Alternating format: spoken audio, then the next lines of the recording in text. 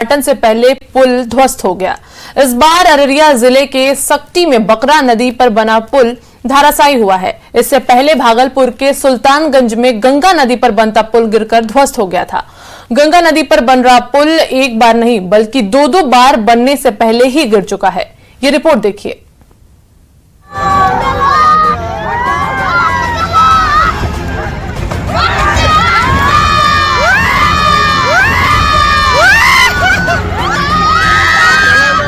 बिहार में नदी पर बन रहा एक और पुल लापरवाही की भेंट चढ़ गया।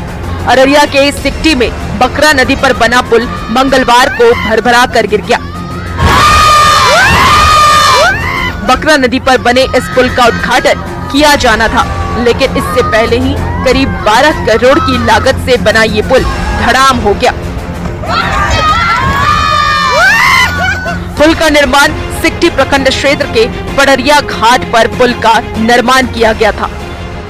पुल के 3 पिलर नदी में जैसे ही धंसे वैसे ही पुल का बड़ा हिस्सा नदी में विलीन हो गया।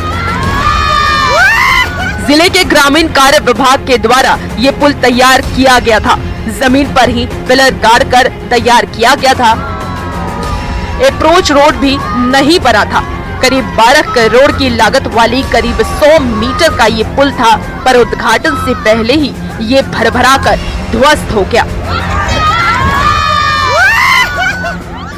बिहार में पुलों का गिरने का सिलसिला नहीं थम रहा है। पिछले साल ही जून में सुल्तानगंज में गंगा नदी पर बन रहा पुल गिर गया था। उसके बाद इस साल मार्च में सुपौल में कोसी नदी पर बन रहे पुल का स्लैब गिर गया था, जिसमें एक मजदूर की मौत हो गई थी। अब अररिया के सिकटी में गिरे पुल के बाद एक बार फिर सरकार के पुल निर्माण से जुड़े कार्यों पर सवाल खड़े हो रहे हैं। न्यूज़ 18 के लिए अररिया से सतीश कुमार की रिपोर्ट।